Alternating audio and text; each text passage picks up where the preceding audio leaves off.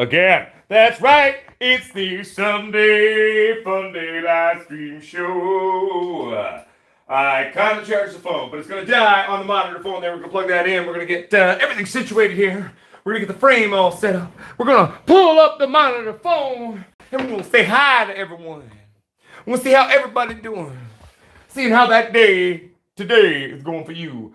It's a rainy day here in British Columbia, Canada. All right, 1 second here. Let me just pull up the show here so we can actually start saying hi to people. All right. The cat's in the background. Dude, feed me. I'm like, dude, give me a minute. After the show, you fatty. All right. Now let's get into the show here. And let's start saying hello to everybody. All right, so let's go back to the very beginning up here. All right, what's happening, Cam Dean, Michigan in the his here. What's up, motherfucker Jones? How you doing, my friend? What's up, Ivan Dago? What's happening to Video Real? What's happening to Kevin Lawrence? What's happening to Soul Price? That's right. What's happening, Kevin Lawrence? Good to see you, my friend. What's happening, Clay S? Good to see you. What's happening, Greens and 373 Steel? 20 minutes to show. That's true at that point in time. And now the show is happening. All right. Edward Evans, good to see you. No, Soul Price, the CBD link is now fixed, okay? There were some issues, and if it's down again, well, they're having more. There was an issue. It had been fixed as of a day or two ago now, according to my IT people. But check that. So long story short, the CBD link should totally work. And Soul Price, let's have a conversation about the Discord stuff. I've been dealing with a few things in terms of the world of things, where I haven't had a chance to kind of do some back research on the Discord stuff. I'm still 100% potentially on board with that one, okay? Let's just have a chat soon, and I'll give you a shout. It's all good. Don't be scared. It'll be fine. All right. There we go. So let's get back to some stuff here. We're saying hi to people. What's happening, Big A? Aaron Russell Smith in the house, everybody. What's happening, Matt Hoffman? Do you know what time it is? Potsquatch time. That's right, baby. What's happening, Dominator Buzz? Good to see you. What's happening, Edward Evans? What's happening, Coy Young? Coy Young, good to see you. Wonky Donkey in the hizzy. How's it going? What's up, the Gypsy King, my friend? Good to see you. Welcome to the show. What's happening, Coy Young? MGS Mass Growth Squad in the house. Good to see you. Matthew Cassette. Hello, hello, hello. Red Claws. What's happening with you, baby? What's up, Reef Wilson? All right. Irish Wanderer in the house. Hello, my friend. G911. Hello, back to Alberta, my friend. Ninian McGowan, good to see you. What's up with you? Nathan Burrow, good to see you. What's up with you? Alex Squatch, good to see you. Eugene Dolan, good to see you. Evil Green Thumb in the house. Hey, buddy, how you doing? What's happening, Wonky Donkey? Malcolm Smith, good to see you. Robert McFetty, what's going on with you, baby? Todd Vax, hello, hello. Lil Stewie in the hizzy. Ben Rugy in the squatchy. All right. What's happening, Nicole Landman? Welcome to the show. Okay, cool. Nicole Landman, you can also give me some background on what the Discord stuff is. What's happening, Grower 94? Good to see you. All right. The Coffee Growers, what's good with you? Irish Wanderer, if you're just a figment of my imagination, somehow you've been a hallucinogen in the minds of many in our community. So if that's true, good job on you, buddy. My goodness. All right. What's happening, Rob 100? Good to see you, my friend. All right. I do believe I've caught up now. Long story short, thank you for everyone who's checked out. I actually managed yesterday to get the video footage of the podcast that we did. So the podcast, it was cool to listen to, but I wanted to see that hard video footage that I knew they had and it edited. So they sent me the final edited version of it, and I didn't mind how it turned out. I definitely felt we were ourselves on the show, which was a big part of why we were maybe mildly nervous when we were done recording. Like I said in previous live streams, it's like I finished recording that one and then like the power went on 3 minutes after the show. Poof, poof. All right. This is not helping me worry about if I sounded like an idiot or not. Turns out it wasn't horrible, so it went okay. But thank you for all of you who went and checked that out. For those of you who haven't seen it there, we did post the video footage from our episode. It was called Cannabis, Big Pharma, and Corporate Greed. We did that on the show, all in with Rick Jordan. So check that out, my friends. Okay. What's happening, Video Real? Good to see you, buddy. What's happening, Wild Bill? Good to see you as well. All right.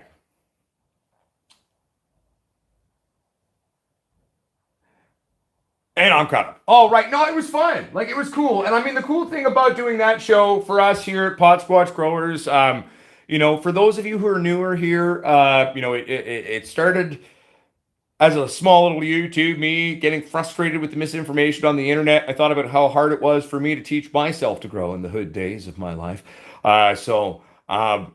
We started the channel that way to at least offer our humble 2 cents on topics and to try to make information a little bit more accessible, to make the ease of being successful in your first couple of grows sort of more accessible for people. And then it's blossomed and bloomed into this wonderful community, which is all of you.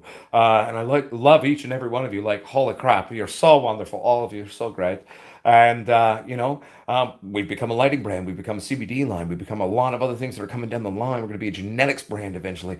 We're working towards that right now, playing with the wonderfully overcomplicated bureaucratic red tape of the Canadian system. Gotta love it. But anyway, working on it, seeing what we can do, going for the gusto, know what I'm saying? It's been an interesting journey so far, my friends. And here we are in the first month coming to a close of 2021. And, that first month has been a weird one. It seems to me like it flew by, but I mean, we've got some pretty exciting things coming. And I'm looking forward to Lab 2. We're going to get Lab 2 set up. We're going to do a lot more exploration, I think, in terms of the media we're going to create as a channel. I think, we're going to be doing compare and contrast. We're going to, be opening up that email for the new Lab 2, where if there's something that you'd like to see us play around with or experiment with on the channel, we're going to do that. We're going to do some really fun stuff there. And I'm just looking forward to it. Plus, we're going to do our best to kind of maybe step up the production value a little bit. It's still going to always be us, and it's still going to be that. But I mean, let's be fair. It could be a little bit more silky smooth, maybe, right? Not my strong suit. I'm more of an in front of the camera kind of asshole. But, we're going to figure that all out. So let's get back in here. What's happening, Unknown? What's up, Gregory? All right. 1 second. I got to play catch up again. Oh, well, thank you, Alex Squatch. All right. What's up, Gregory? I'm just chilling, doing the show.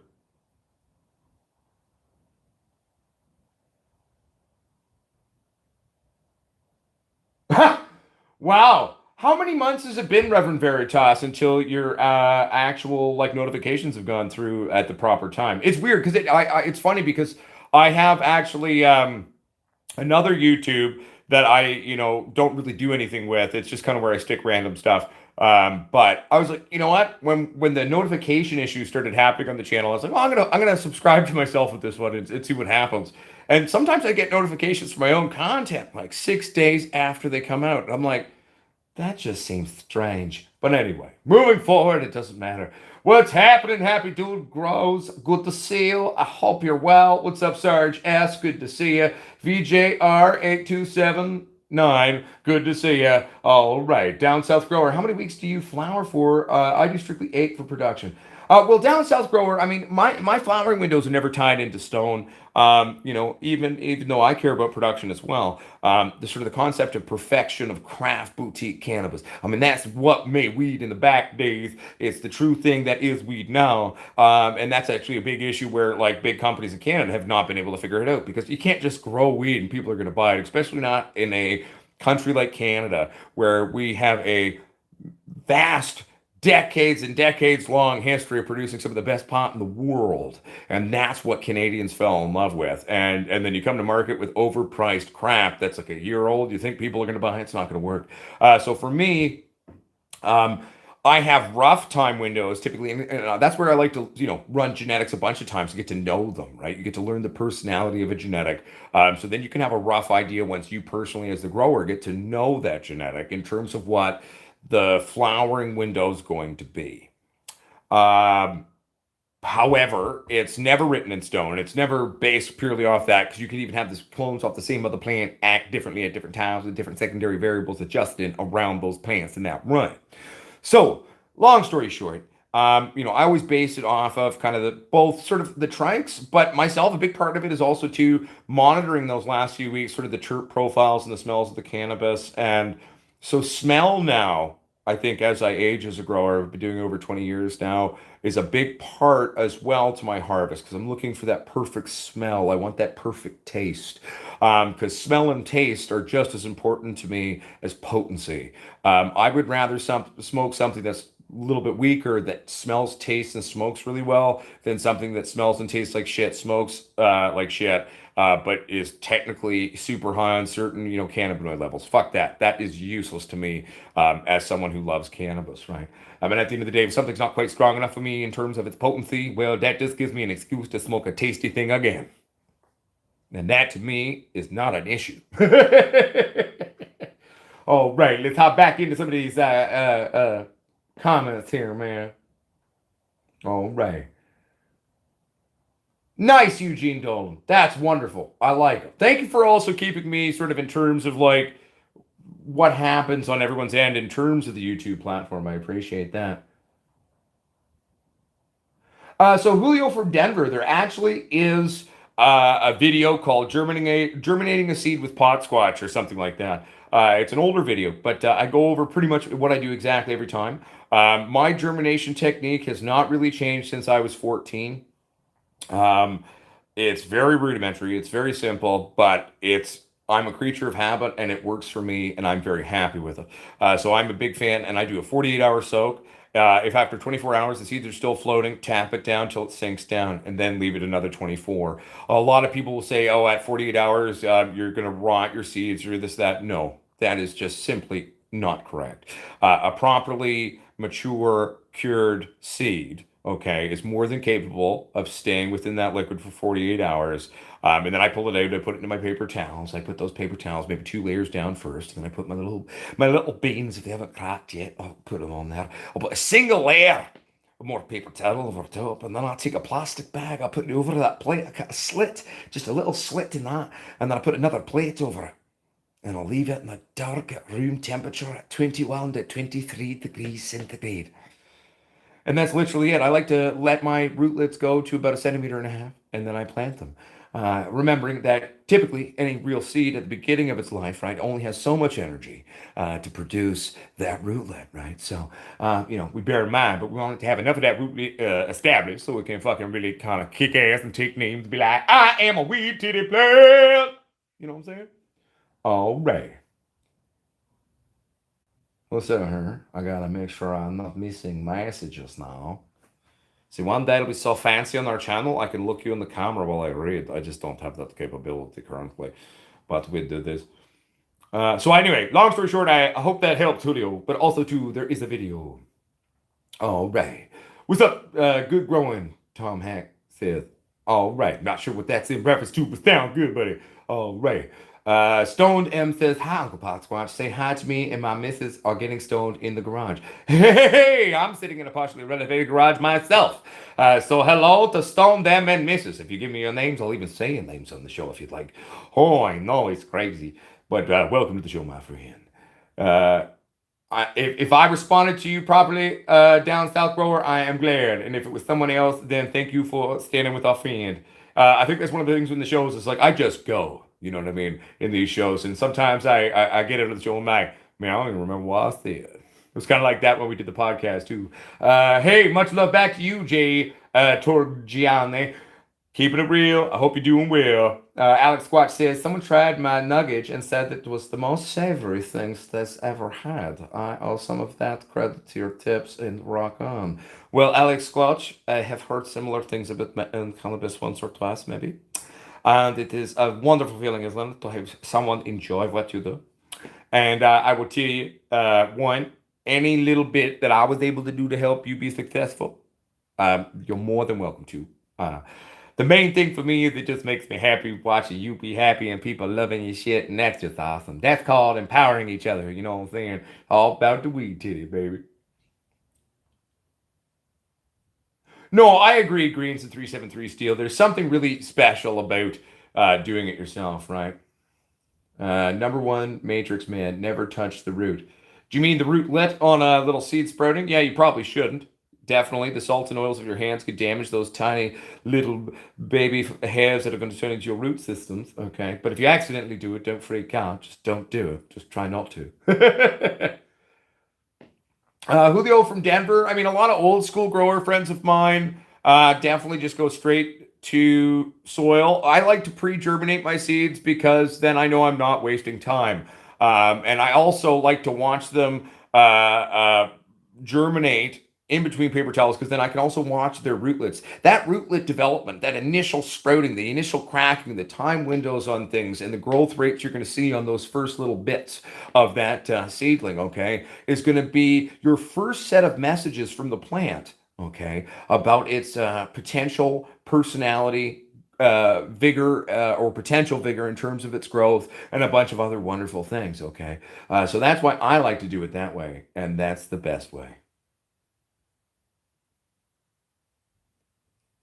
Sold price, it's 100% incorrect. I go for 48 hours every single time and have for almost 20 years. I actually touched on that earlier, sold price. If it's a properly matured, cured seed, that is not an issue. They can handle 48 hours very easily.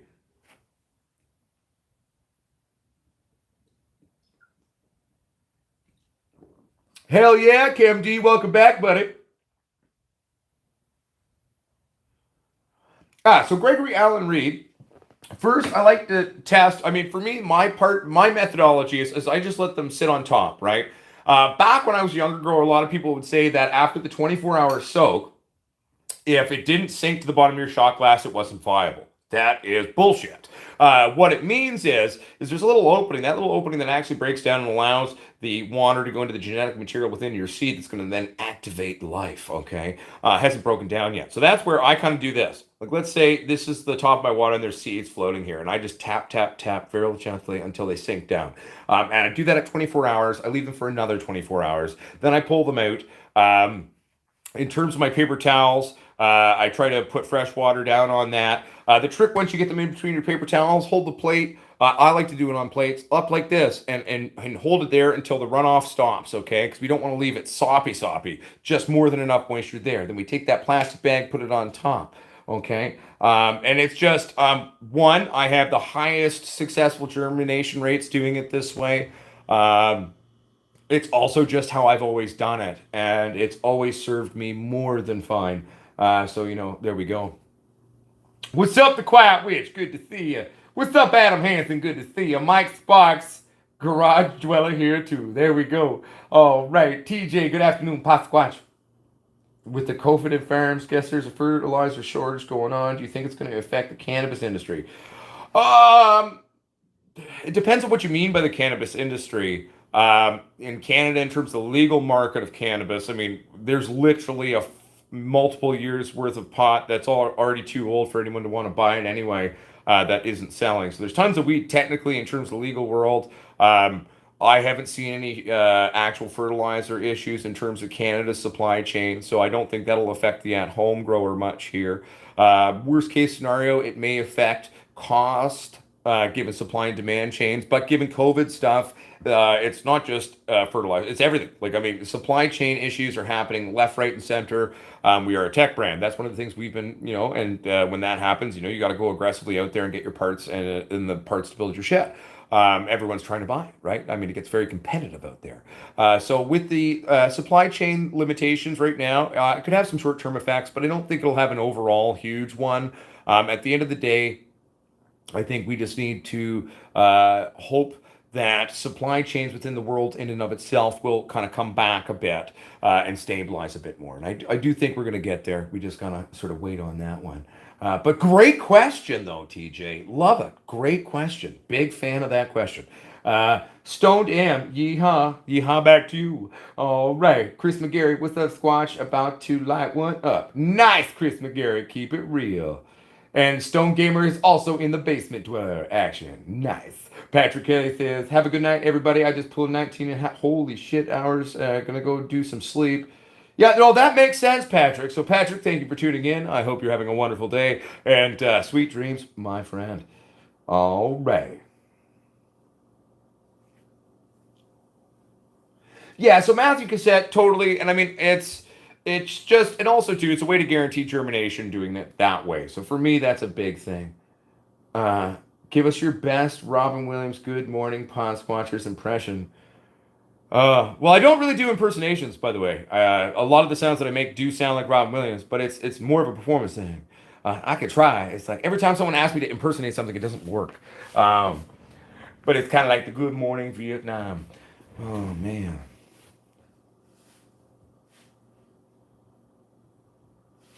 Good morning, Pod Squatchers! That's right, it's the Sunday Fun Day. We're coming to you from the hot and heavy garage in Canada in the woods, and you are all living around somewhere else. It doesn't matter if you're square or round or black or white or yellow or purple. It doesn't matter who you love as long as you take care of those around you. We are the Potsquatch Growers, and we come together with the love of marijuana.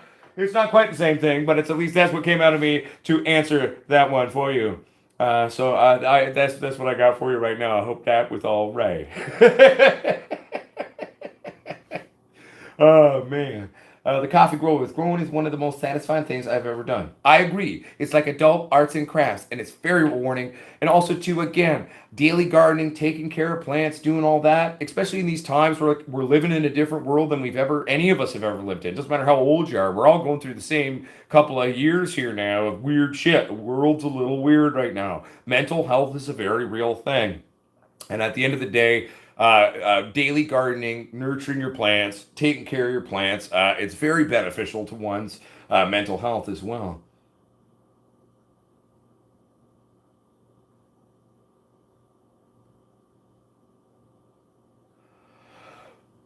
In theory, you could. The quiet witch is if you have an arrow garden that has a removable port and your roots aren't going to get all tied into it and you can easily pull that sprout out, you could. The one thing I will say to you, though, Sarah, is it'd probably be more beneficial just to germinate the seed, put it into a little pot or solo cup or something like that with drainage, obviously, in the bottom. And maybe even just turn your arrow garden's light part on. You can germinate under that and have an initial seedling out until you get about a few little nodal levels in that. But I mean, if it's easy enough for you to pull it out of the system once it's grown to a point, I mean, I guess in theory you could. But I'd probably recommend just using the light itself and doing it into a side cup. There would be my humble 2 cents on that one.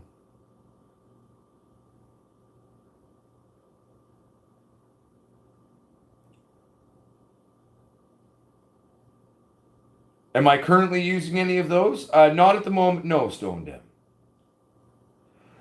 Matthew Cassette, in terms of cover crops, they definitely have some very legitimate uses. Um, I've never personally really been one to play around with cover crop indoors. But that is actually one of the things I'd like to explore a little bit. I've done a lot of super soils in the past and sort of, the general concept behind a true super soils for the most part, we just water it and it's all there. And we'll go over that and kind of my approach to that. It's been a while since I've done my old school super soil techniques. So, hey, it'll be part of the fun. Will I fuck up? Let's find out. Stay tuned. Because it doesn't matter how long you've been growing, anyone can make mistakes. And so, anyway, and that's how we learn, right?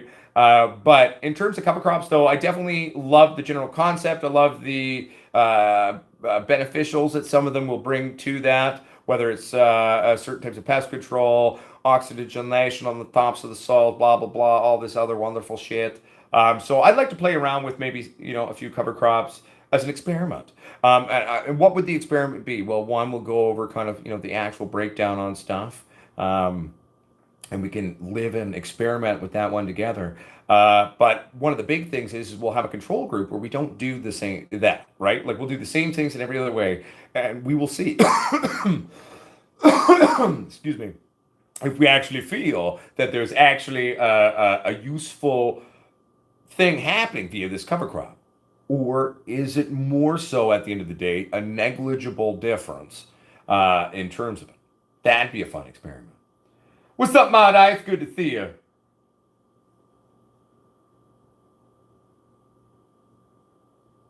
What's thinking here?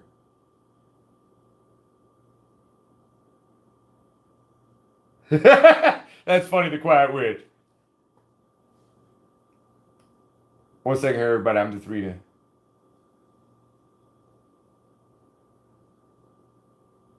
Hey, no, and that works too, Stone Gamer. I mean, at the end of the day, it's all about just sort of having something there that's sterile and can hold some moisture and give a perfect little bed for that seed to begin to make its little rootlet. You know what I'm saying?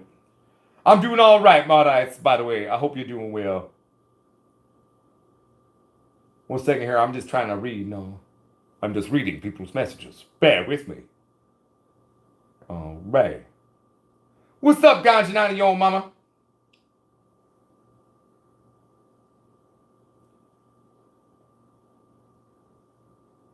Hey, not bad, Paul M. Not bad at all. Now, how big did you veg those plants out in those 4 weeks? Motherfucker Joan 5th. Squatch, my man. Question. All right. In a 10 by 10 with 12, okay, 12 plants and 5 gallons. All right. Do you find CO2 to be necessary? Also, what are your feelings on pH straight, flush, clean, lockout on week 6 of flower? All right. So first of all, 5 gallon with the CO2 injection. I mean, a CO2 injection system in any basic setup is going to augment your final weight.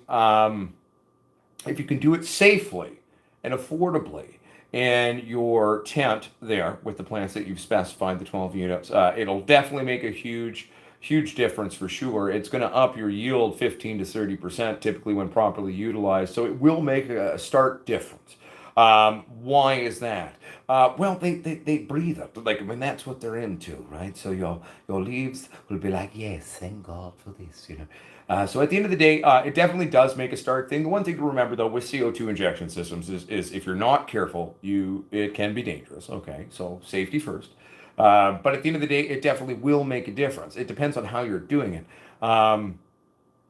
If we're doing a proper CO2 injection system, that can be quite expensive. But since you're doing it in a tent, it's more of a controlled thing. You could probably get away with putting a few yeast CO2 breather bags in there. And that, in and of itself alone, will make a big difference, okay? And you could also make one yourself. One of the many older videos that we did many moons ago, the only changes to that build I did in that video is I black it out now, just because that helps it in terms of everything. All right. Let's read some more shit. Oh, wait, there was a second part of that question. What are my feelings on pH straight, flush to clean lockout on weeks? I'm not sure what you mean directly on that. Are you talking about adjusting the pH of water to flush? Or if you're ever worried about actual flushing, if you're worried about breaking some stuff out in terms of that, just an optimal pH water is going to be fine. You can just hit it with that. If you want to use a flushing agent, they are a thing. I often play with them a little bit. I don't go straight flushing agent, but I will use them a few days during my flush because it really does play a big helping hand in removing a bunch of that excess salt buildup out. Okay, and that's a big reason why we do that one because that salt. Those high salt levels is what's going to really kind of give you this harsh smoke. It's not going to help you accentuate your flavonoids or your terpenes. You know, it's not good. You know, so getting that salt out of there is great. I am also not. Yes, you are correct. I am not a friend or fan of General Hunter products anymore. One, I mean, it was always really salty. It was a great go-to. I used GH products for a lot of my earlier years of my career, but given who owns it now and all the ties of the companies that are I just can't in good conscience put any of my hard-earned money into that. And also, Gregory Allen Reed, welcome to standard membership. Thank you so much. For those of you who don't realize, we do technically have the membership things. I always felt wrong about creating a membership thing where like certain people get certain things who are willing to pay more. Okay, so all content's always free. It was a developing thing, but people kept putting pressure on of like, hey, we'd like to, just do that as a way to, show appreciation and support. So that's all it exists for. You do not need a membership to participate in these shows. You do not need a membership for me to reply to you or speak to you or to be allowed to speak. We are a free community where all are welcome. Don't be a dick fuck is basically the main rule on that one, okay? We can go into greater depth at a later date as to what that means. But many in our moderation and administration structures know what that means. Some times people even in that part of your world don't know how that works, and then they get removed, and then we move on and we grow. So at the end of the day, though, that's the main thing, and it's just a way for those who choose at home, if they'd like us to help quote unquote keep the lights on. It's always appreciated. It is not required, but it is a humble thank you from our end there. So thank you, Gregory. Much love, my friend. All right, here. 1 second. Oh, that's fine, then, motherfucker Jones. 1 second here. I'm just trying to play catch up on the talking. Oh, thank you, Aaron. So yes, so the video that Aaron just shared is the old video. That basic design does work quite well. The only thing I negated to do in that video is block out the light, okay? So just, duct tape the crap out of it or something like that. Yes, and so for everyone, Paul M. there making a statement. We do have a Facebook community. It's called the Potsquatch Growers community. Everyone is welcome. There are a few rules. Basically, treat people with respect. No arrogance. No prick waving. No selling of anything. No illegal sales. We treat all members with respect. We are a community of all people from around the world. Okay, everyone is allowed as long as you can treat your fellow Podsquatch with respect. It's a safe place for all people. And again, you could basically, for the most part, boil all the main rules down to one sentiment: don't be a dick fuck. All right. But yes, there we go. When you go to apply yourself to the Facebook group, okay, there are some questions that will be asked of you. It is a liability for us to let you in without you answering those correctly. And it's basically just exactly what I laid out there. It's an extra few clicks on a button, okay? But then that way we can let you right in.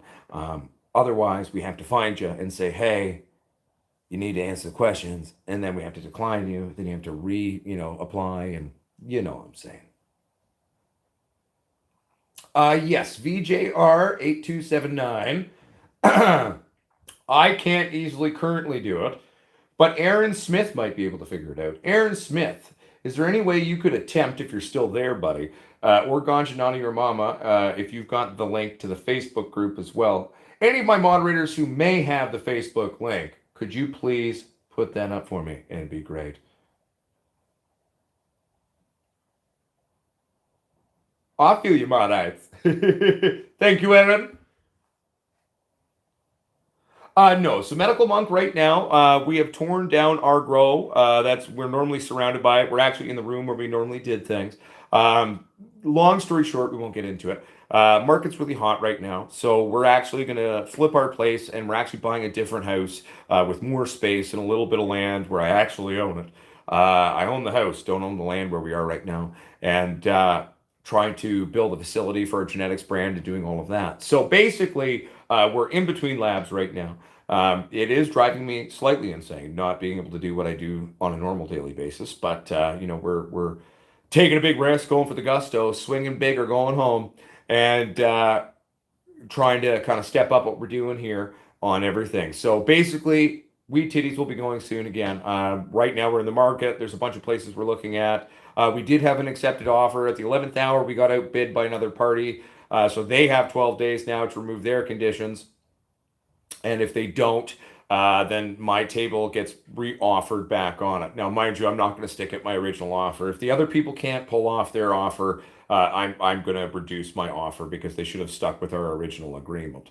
So anyway, that's just how I do business. So we're trying to find that new property, trying to sell the current place. Long story short, sadly, no plans going at the moment. But we will have a lot of wonderful things coming for you at the new lab too.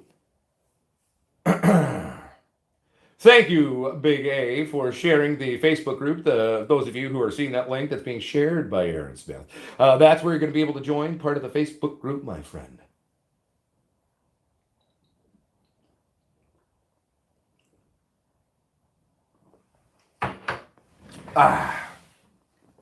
And on that note, it's everyone's favorite time. No, probably not. It's called the live stream during the live stream. For those of you who are new here, don't freak out, but I do drink beer in the show. Occasionally, diuretics make one have to pee. Now, we are an honest, upfront, transparent YouTube. Part of the joke has always been, we're so honest and transparent, I'll even take a piss in the background of the show. We call it the live stream during the live stream. At the end of the day, this is how you know, my God, we don't hide shit from you. And if anything, it's a very good blunt marketing concept at least. But it's just a little funny part of the show. Don't freak out for those who are new here. It's okay. You don't need to be scared. It's all right. This is just what we do. I used to bring the camera in, and I do that sometimes too. But, yeah. One thing here, everybody. It's called Dirty Party Time for Uncle Potsquatch. Excuse me. Also, not only does beer make you piss, occasionally makes you burp. All right. So, on a side note, I'm pretty excited. Now you gotta go? Oh, man. Well, at least you got the live stream part there, James. But at the end of the day, the next line, or the next product in our CBD line will be the gummies. The gummies are going to be out on market the next month or two, best guess. And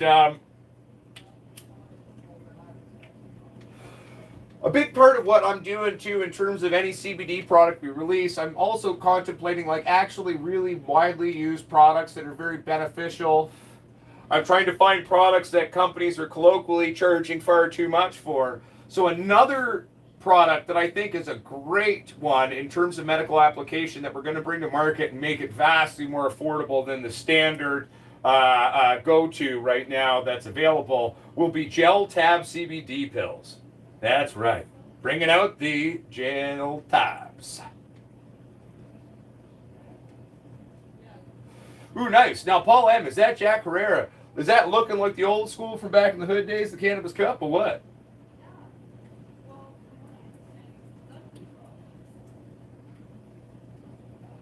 Hey, Johnny Summertime, I say do it. Hemp rope is astonishingly impressive. Anything made out of hemp, surprisingly, usually is quite good. What's up, Glenn Sleetha? How you doing, my friend? Welcome to the show.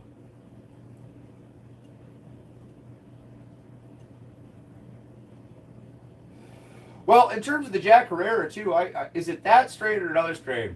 It's either Jack Herrera or another strain that was about the same time when it made its big world debut that supposedly has a cannabinoid that can be quite beneficial to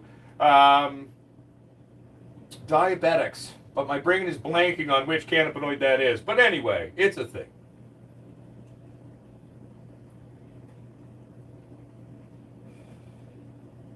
Oh, is that the Hard Rock Candy video, Aaron Smith? That was a good one.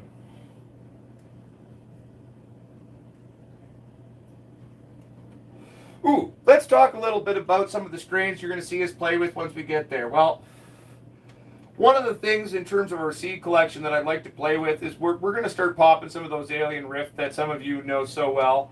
We're going to play with those a little bit.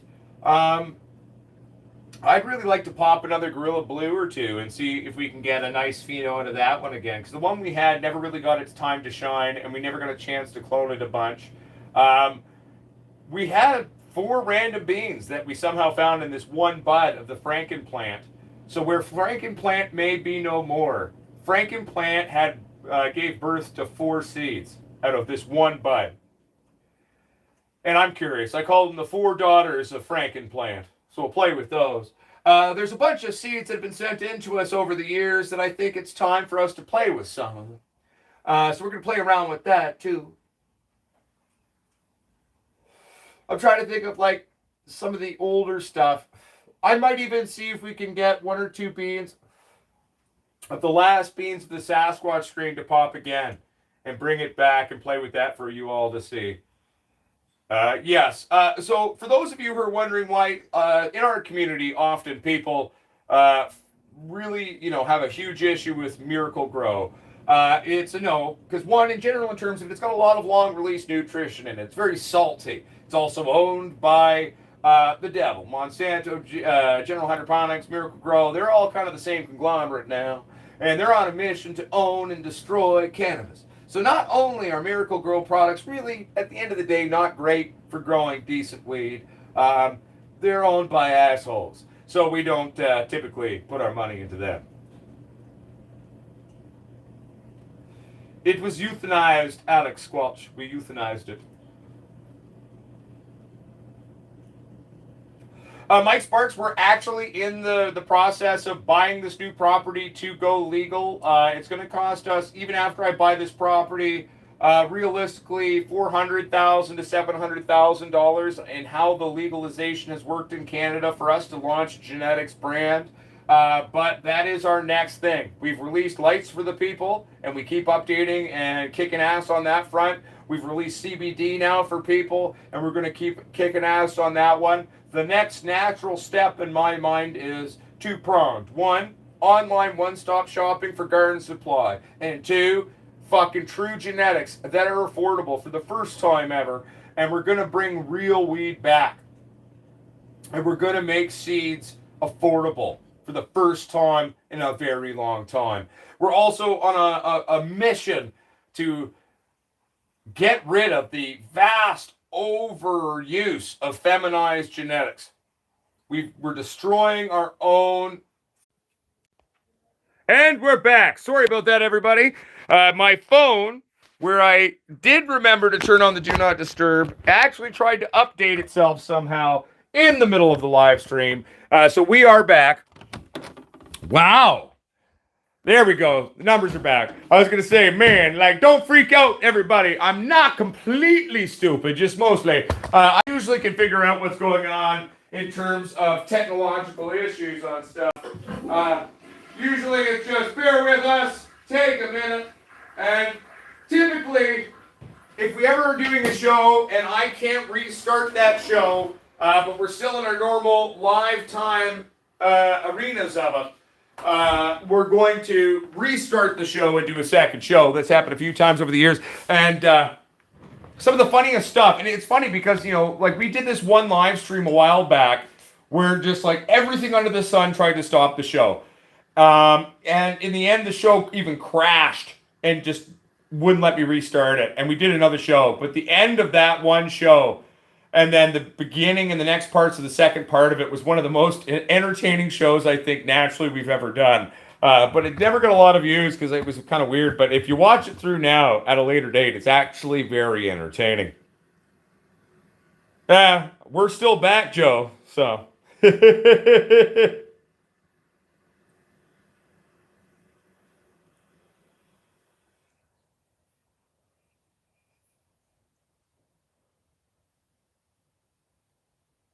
One second here. I'm just reading everybody. Yeah, see, Irish Wanderer remembers what I'm talking about.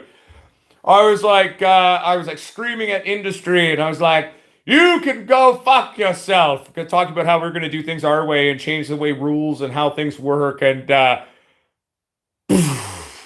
power goes out. Everyone, don't freak out.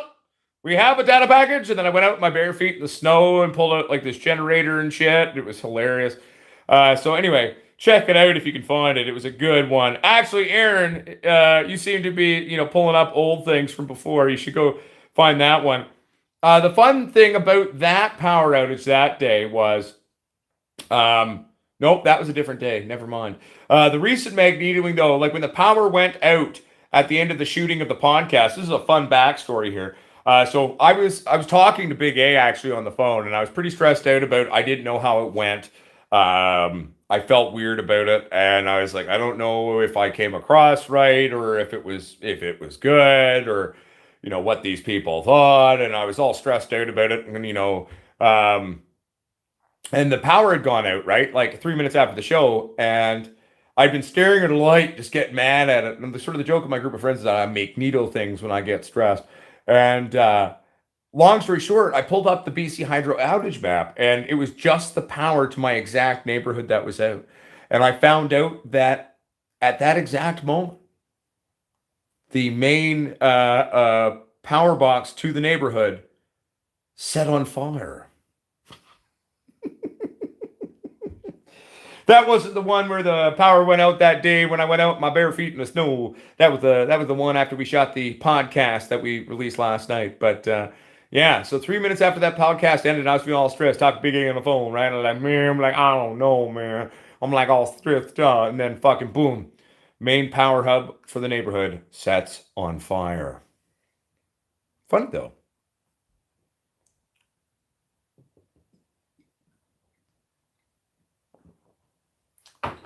Mike Sparks, I'm against feminized beans. I'm anti-feminized bean. There's a lot of reasons behind that. I'd say the reason why we're slowly actually losing cannabis and true genetic integrity for future generations right now is the overutilization of feminized genetics. Feminized genetics became the colloquial norm for most breeders and seeds that were brought to market a little over 10 or 12 years ago.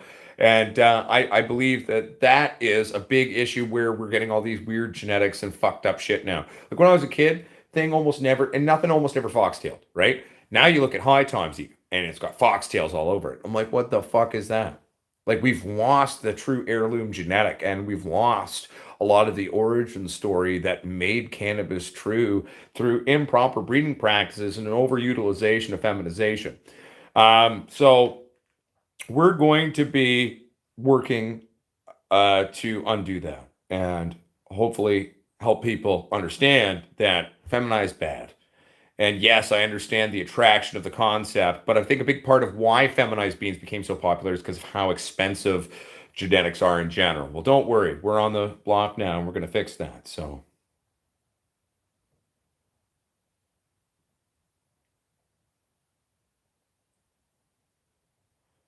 what do you mean your chat keeps disappearing, Ganjanana, your mama?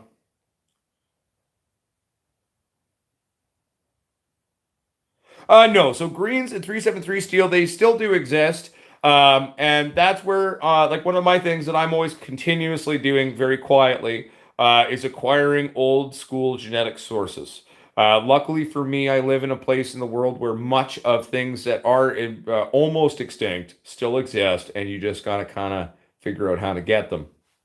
There was this super indica. It was never famous around the world, but it was grown by a close friend's friend, 15, 20 years ago. And it was this super producing indica, and it comes out black and orange. I always called it kind of Halloween weed. So my one close friend has had these genetics sitting in a cupboard, properly stored, but just for years and years. And for years, I've been trying to get some of them out of him. I've offered money. I've even offered too much money. And for Christmas this year, he actually sent me a few of them. Not many, but he did send me a few. And so I finally managed to get my hands on those, for example, right? I've got an almost extinct rare golden indica from the Oahu Islands of Hawaii. Got that. There's a bunch of things out there. And so right now, I and those who are standing with us for the genetics company are very quietly collecting things, older things, stable things, land race entities, to try to go quote unquote back to the drawing board and kind of write off the last 15 or 20 years of breeding. Um, I guess the generalized accepted or term or title of that we should say would be kind of heirloom strains. Now, I don't like we're going to create and stabilize as close as we can to some of these exact old strains that we can. Obviously, that's part of the mission. But a big part of what we're going to do is we're going to spend the rest of our lives developing from these heirloom genetics, these older genetics, new properly stabilized strains to really kind of make sure that we have the genetic integrity for the future, for future generations of cannabis lovers on this wonderful third rock from the sun. And so they have something good to grow and smoke. You know what I'm saying?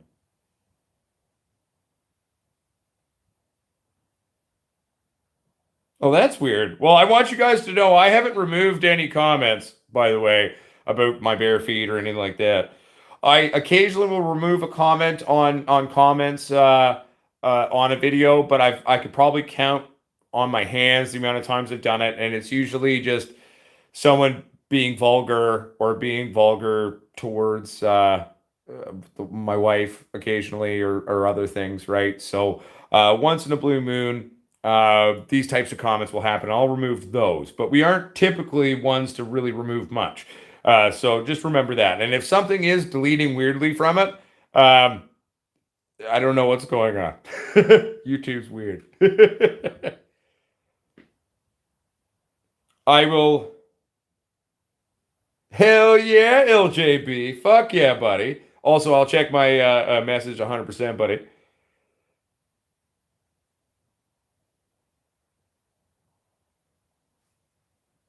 What did you toss, Greens? Oh no, don't tell me you had a bunch of shit that had been sitting there for like 40 to 60 years and you're like, oh, it's old and useless and stupid. That's literally what I try to buy. I don't even care if it's viable because I can coax seeds to wake up. But that's what we're about. So, oh no, let's not even talk about it. Greens and 373 steel. I got a feeling I know exactly what you meant by that comment. We don't need to talk about it.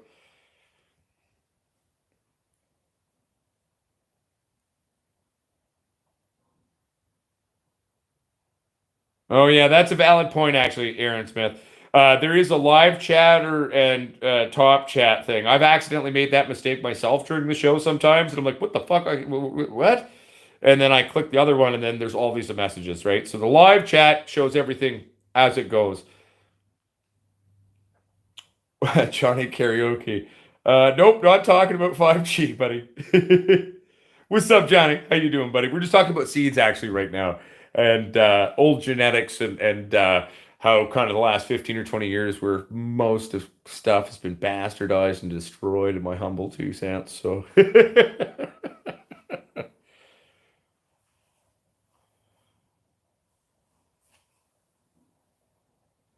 Yep, I've actually got some original Thai stick beans coming from a close friend on the other side of the world right now. The thing to remember about the Thai stick is there's a couple of parts to that history. A lot of the original Thai stick wasn't necessarily grown perfectly and was coated in opium, but a big part of Thai stick is actually more so not necessarily a genetic even. It has more so to do with a technique where one will pull multiple long singular fibers down the stem and wrap it around the nodal segments before we go into flower, and then it goes in like that. So it's actually a technique as well, a technique that was, yes, regularly used by a lot of these Thai genetics. But it's also a technique, not just a genetic. But we've got some of those original genetics coming in the mail right now. We've got a lot of stuff. I haven't received it yet, but my package on a trade went out there with someone, and so we've got a bunch of interesting land races from Congolese to Iranian to a bunch of very cool old school stuff, sort of through the Middle East and then through India coming to us right now. We've got already some Afghanistan land races. We've got some African land races. We've got some beautiful, wonderful beans out of Jamaica from back in the hood days. So we are collecting things from all over the world as much as we can quietly right now to kind of put that all together to have the tools we need to kind of rebuild a bunch of wonderful things within cannabis. But that's kind of what we're working on for show. Oh yeah, Panama Red was the big thing back in the hood days, son.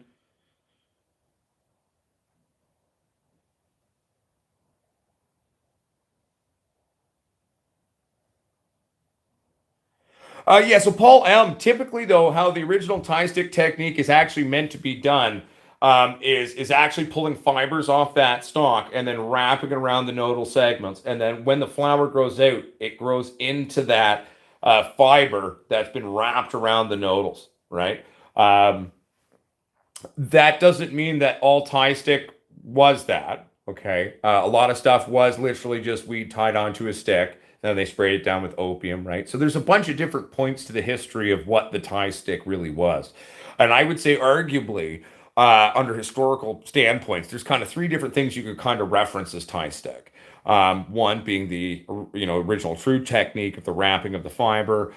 Two, much of it was just sort of tied on, and then they sprayed it down with opium. And then one could also reference tie stick to a lot of the time-based sat genetics from back in those days that would have been produced colloquially over there. And I guess you could even argue, no, that would fit into the technique. So then we'll just leave it at that. So, but I mean, so historically speaking, uh, yeah. Yes, Joe, we have a number of them, and I've actually got a few other things that are Jamaican sats coming as well.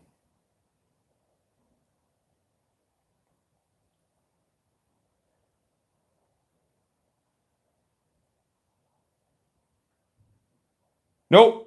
Greens and 373 steel. Not only was tie stick real, like I said, there was arguably three different kind of existences of what one could arguably back in the hood days call a tie stick. But the true tie stick is actually technically more so referencing a technique that one does. And yes, it was typically done with the Sat Dom tie genetic. And but later in time, with the popularity of name and the war on drugs and then the rising cost of things and this and that, one could argue that even back in the hood days, the fact that something was the tied thing would be the difference between $50 to $100 on the quarter back in the historical standpoint of history there.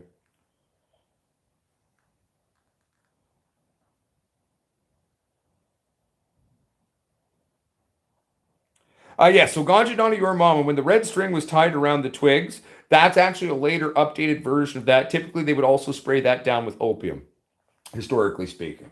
The original tie was a tie of the plant tying itself from stripped fibers moving down the stalk.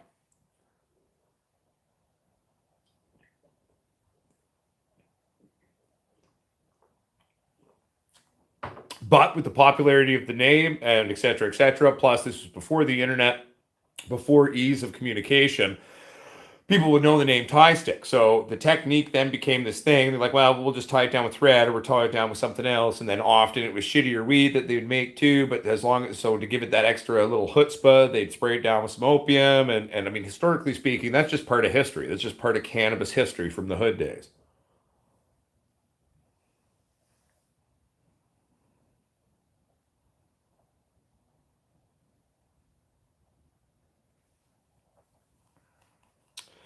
Matt Hoffman.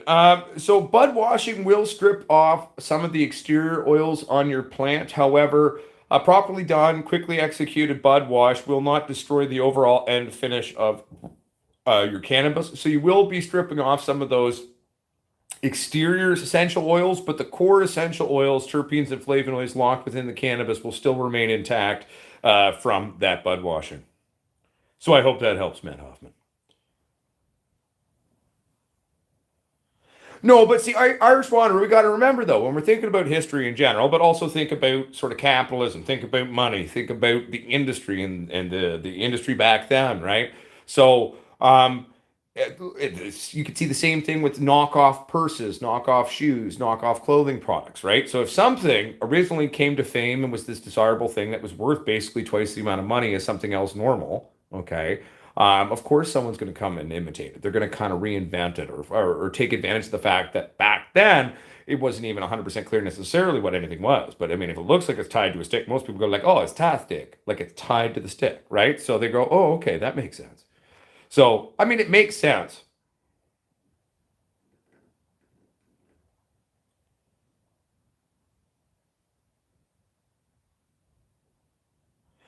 So Matt Hoffman, I mean, culturally, it came that the original technique of the fiber obviously came from over in Thailand, but it's something that very quickly got adopted by growers here and figured out back in the hood days. So I can't speak to whether there any cultural significance to the Thai people doing this to their cannabis. I don't personally know the information on that. I would say that what I can speak to though is it was definitely a popularity thing. It was a branding thing. It was this desirable thing back in the hood days. Like think about times like for me, right? Like for me growing up, BC Bud was like that thing, right? BC weed, BC Bud from Canada, right? Um, so almost the name in a sense is what people really want. Like they're willing to pay for it, even if it doesn't even live up to what it's supposed to be, because they don't even know any better, right? And I would say that very much in terms of the historical applications, the different sort of subtle versions of a tie stack in the hood days of weed, right? Like that was the same, it's still the same function of that, right? Welcome to the membership, my friend Mike Sparks. Thank you very much for the love and the support, my friend. We humbly at Potsquatch Growers say thank you.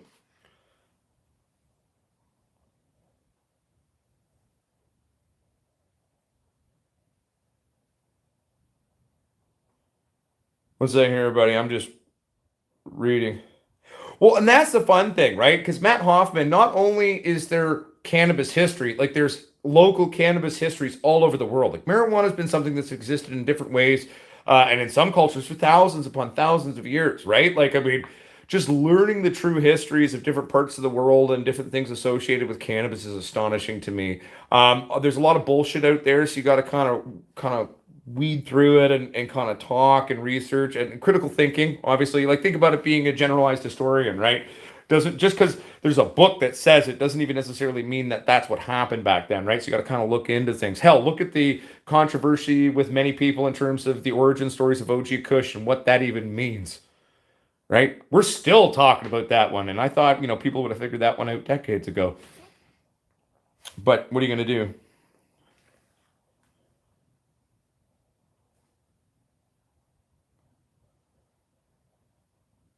Oh, that's all right, Reverend Veritas. I think California's just mad because we will always beat them. No offense, Californians. We love you, and I love you as Uncle Potsquatch, but it's friendly competition. It's like we're two rival schools. If there was one place in the world, I think that these days, for sure, if there's someone that could give us a run for your money, it would be you guys, right? Like, look at Canada. We don't win at hockey all the time anymore. But there's nothing wrong with having a little bit of pride where you're from, as long as it's friendly, respectful competition, right?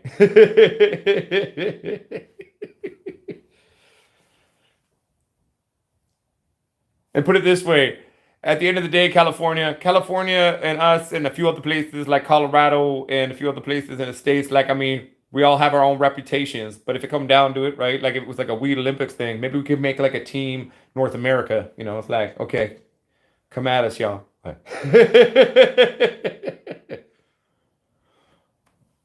What's up, Riot Powder? Good to see you, my friend.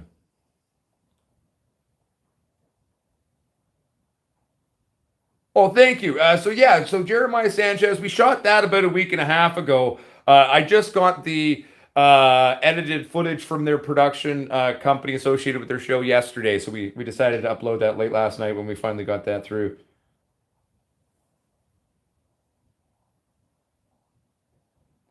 Yeah, it was weird, and a truly executed version of it is astonishing. Like I've never even done the technique. I've been told about it. I've read about it. I've seen supposed videos showing it, but I've never personally tried to do it. And that might be one of the experiments we do. Let's see if we can make a proper tie stick technique, or at least the closest stupid thing we can come up with now. Now, mind you, the big difference there is going to be I'm going to be doing it on indica genetics typically because that's my happy place. But why not? Gotta give it a try, give it a run, see what happens. What's up, Suburban Life? Good to see you, my friend.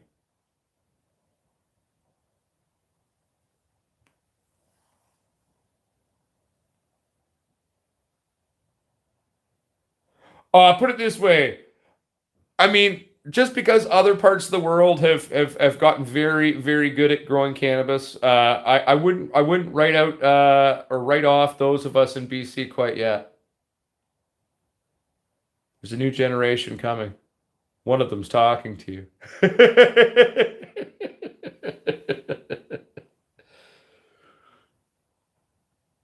No, yeah, right. No, I know Paul am.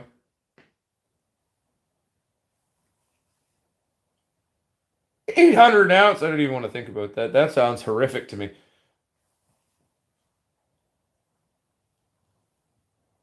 I mean, Aaron Smith, you're technically not wrong. A lot of the colloquial genetics that went down into California back in the day that were used to create your guys' genetics now came from BC. And we're also the number one power supplier of California, other than locally produced powers in the States. So, I mean, he's technically not wrong, actually, on that.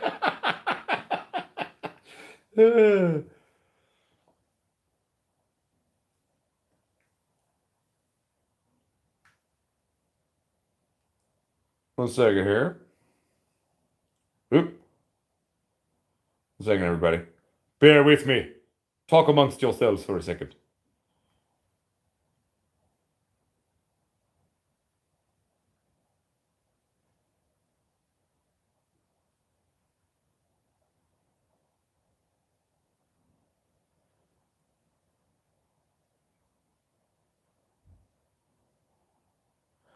Okay, so in terms of azomite, though, yeah, so because I was also just double checking to make sure I was thinking rightly on this. It is a volcanic mineral fertilizer typically produced. Um, I'm just reading up here to make sure I'm giving you an actual proper answer on this. Bear with me.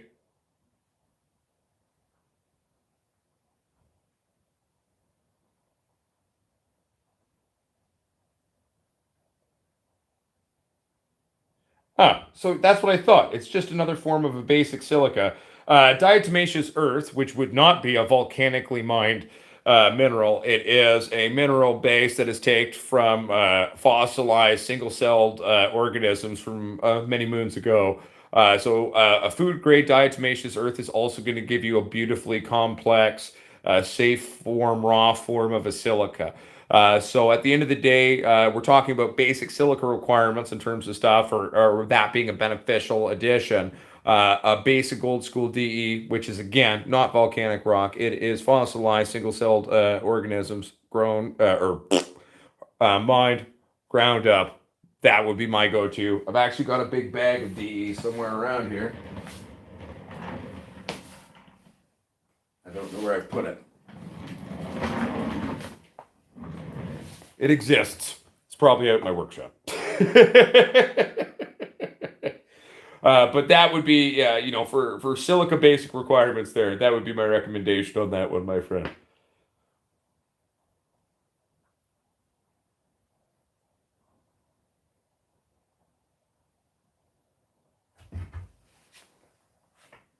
One second here, everybody. I'm just playing catch up here.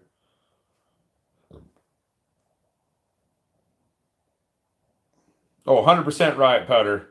And I'm the guy those people call.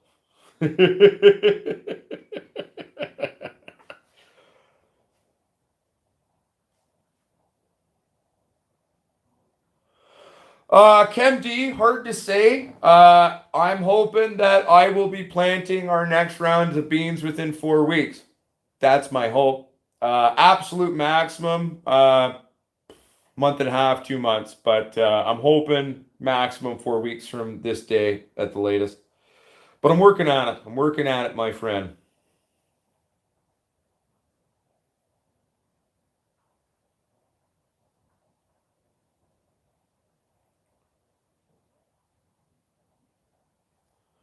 One second here.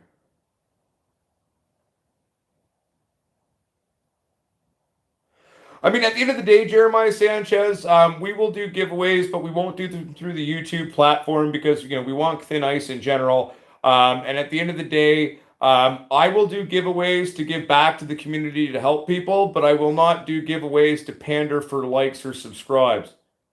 People can choose to be here if they'd like to be.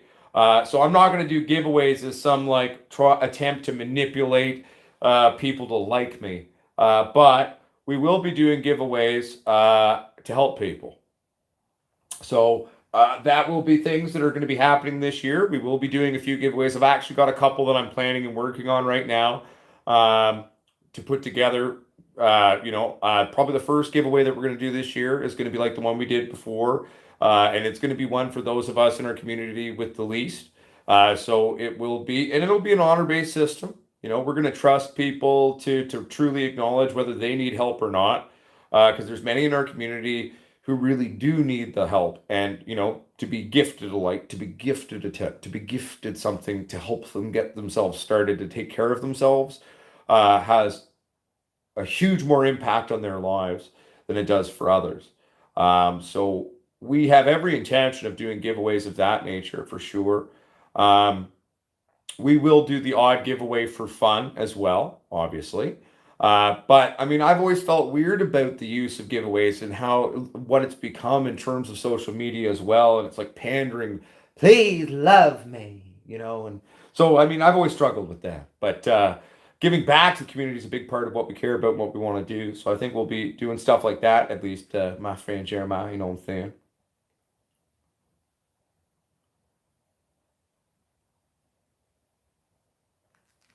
One second here.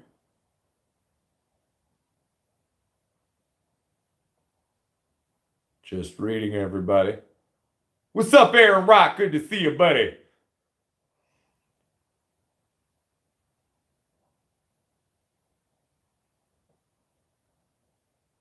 Hey, that sounds awesome to me, Kim D. Hell yeah, buddy.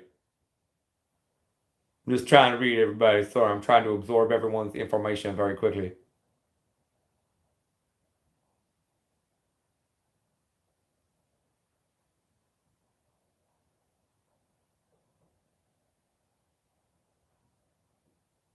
One second here.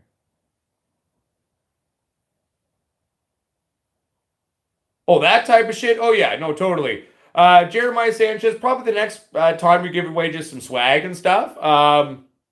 I think I want to do a big giveaway the second I get the new house acquired. So even if we're just got a couple beans popped, but I know I have a lab too again. I've survived. They tried to destroy us and we move forward. Once we pull that off, I'll put together some Potsquatch kits in celebration of us still being around.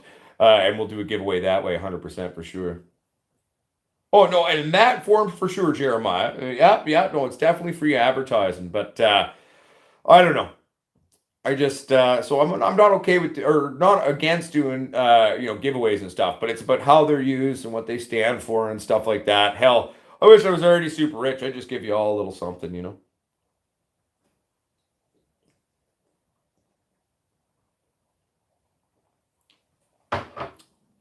Mike Sparks, I could genuinely say I'm looking forward to the day where I can sell them to you.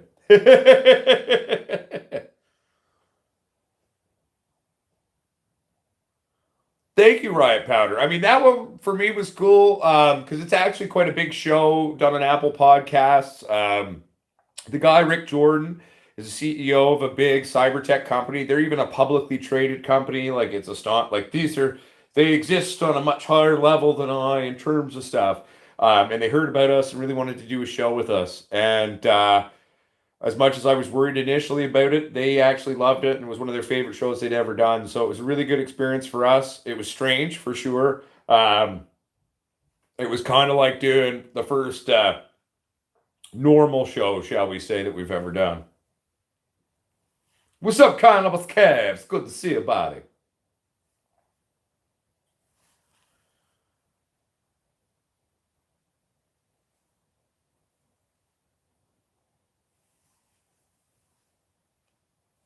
Hell yeah, ganja down your old mama.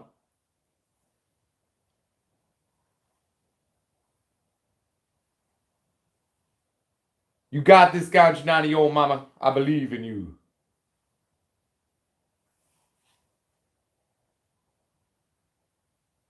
I can happily do that, Irish Wanderer. For those watching who may know or may be, the one known as Willis McScratch.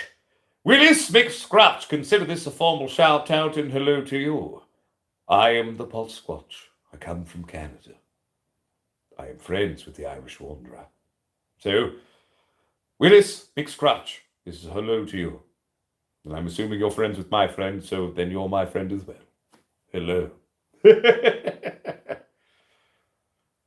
Never use Crap King.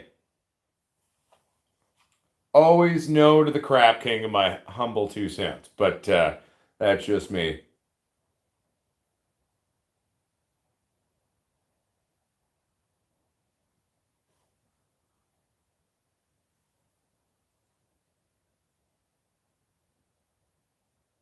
Greens at 373 Steel says, Uncle Squatch, what do you do for soil? My go-to soil these days, because it's an affordable, accessible, great premix, is ProMix HP. Big fan of ProMix HP, my friend.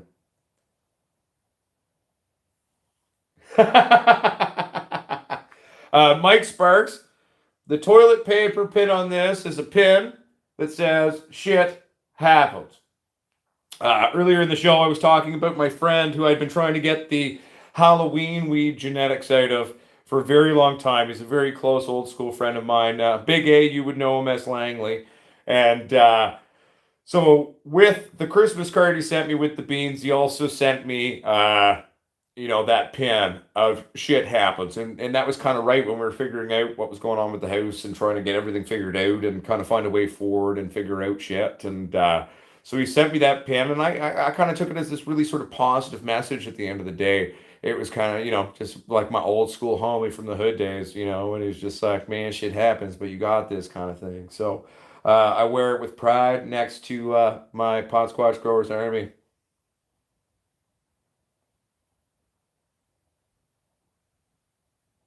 But I hope that answers Mikey Sparks.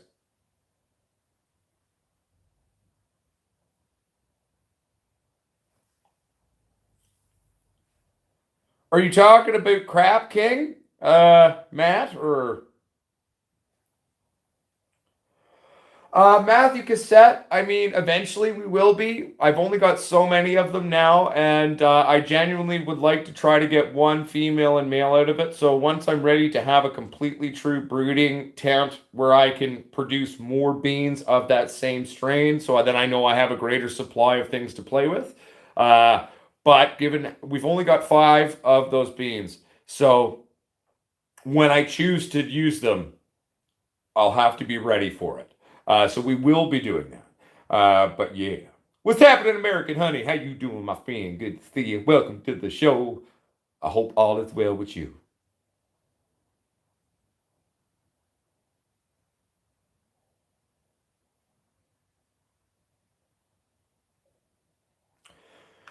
But yes, so simply put, Halloween, weed, a bunch of other exciting things. We'll bring back the Sasquatch strain, maybe. Um, and there's also a lot of stuff that I've been slowly collecting over years that I'd really like a chance to play with that I haven't played with yet, too. So going to be a lot of exciting things, though, my friends. I mean, probably the first run that you'll see us just cranking back into production will be doing another Pink Kush run and Hindu Kush run because I like both those genetics quite a lot. Um, and I have those genetics preserved with friends, so I'll be able to have some babies come in basically the second we move and be able to work with those. So probably you'll see me do that first, but we'll also get babies going right away moving into the new place at the same time. You know what I'm saying?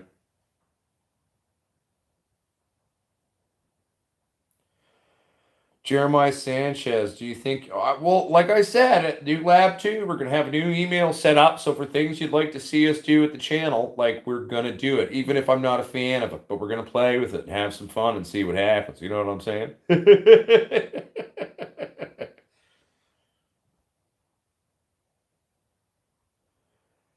Mike Sparks, I just drink Bud because it's made out of rice. And a lot of other bud or beer that I used to drink, but just don't drink it anymore. I drink for years religiously a thing called Fat Tug. It's a very hoppy, very strong IPA that comes from a brewery called Driftwood Brewery over on Vancouver Island. And to be fair, I'm pretty sure that's what gave me testicular cancer. Because at an IBU, if I remember correctly, of 75 to 85, hops has a huge amount of estrogen in it. And one of the leading, ideas of what potentially for many males causes testicular cancer is the estrogen or elevated plant estrogen levels interacted with the androgenous producing tissues of the testicle, and then that's what creates the genetic fragment that then therefore replicates and becomes the tumor. Leading up to me getting testicular cancer, I drank that shit religiously, disgustingly all day, every day.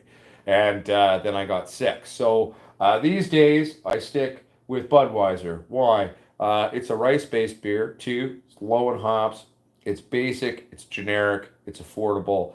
And at the end of the day, I've done my touring of the craft beer circuit, but for my own personal health, super hoppy things these days aren't something for me to go. So, welcome to the show, there, Gaz is 76. Yeah, you got to be careful about those IPAs because I'm pretty sure that's what fucking brought on Larry the Ball tumor, everybody.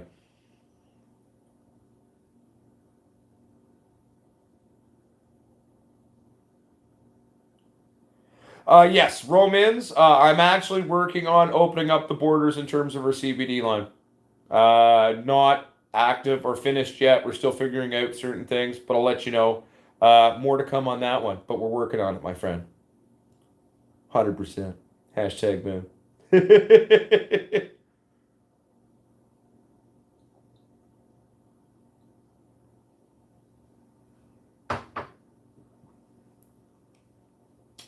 No, we're working on it. Not just Canada, all the EU, New Zealand, Australia.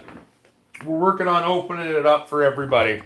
If CBD is something allowed in your country, you can order it from us, and it should be able to be, workable. We're working at it, but I'm pretty sure we'll be good to go.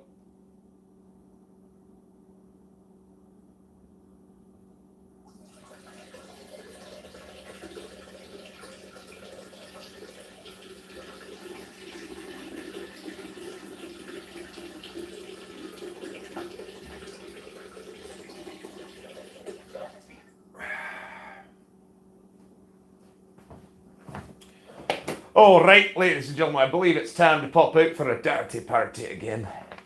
It is time for the dirty party again. Dun dun dun. Hi, Docty. Yep, you're good, buddy.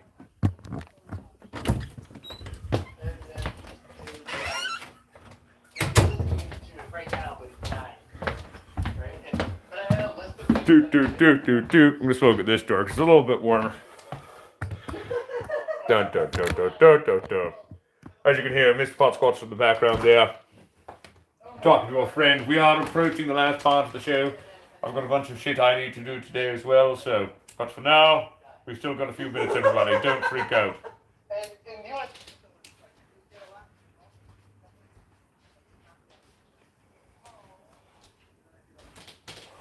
That's right, Mike Sparks, dirty party buddy. What's up, baby boy? It's been a while. How you been, my friend?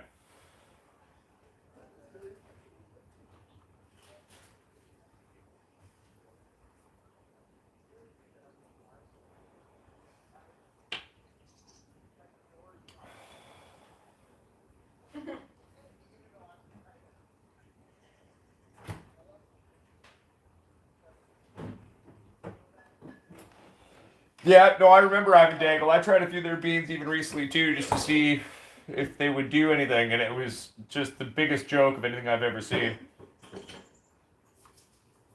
Well, I just ate like some instant noodles. Cool like that. Oh yeah, so Mr. Noodles. Well, there you go, Ivan Dangle. At least they tried to do something. Now I'm treating myself to a beer because it's Sunday fun day. It's funny because this phone is so far behind. I don't know if you guys are like this far behind on it, but this is what's happening to the show on my phone right now. I think I'm peeing right now.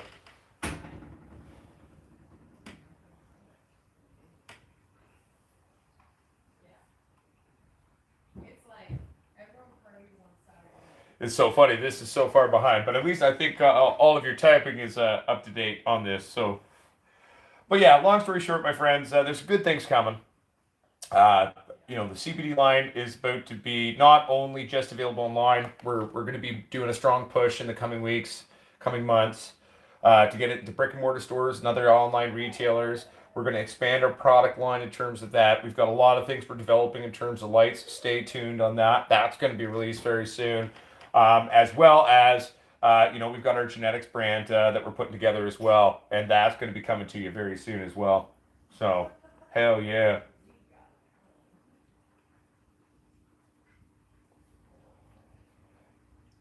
Yeah, well, the fact is, the Quiet Witch, on that one, we're going to be doing the gummies, obviously, but again, that's still a candy based. So we're going to be releasing very shortly after the CBD gummies, the gel tabs, because it's a vastly healthier option for those, especially many of the people in our community are diabetic.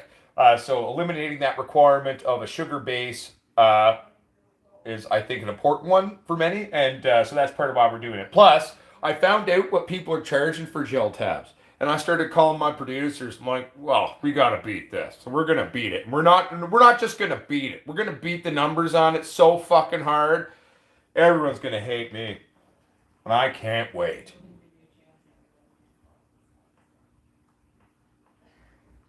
We'll get there one day, Matt Hoffman. We'll get there, buddy.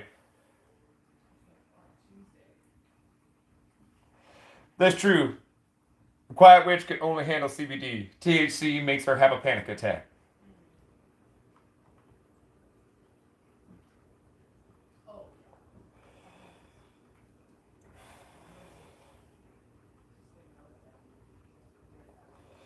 But anyway, everybody, I just want to say thank you again to all of you for being so wonderful.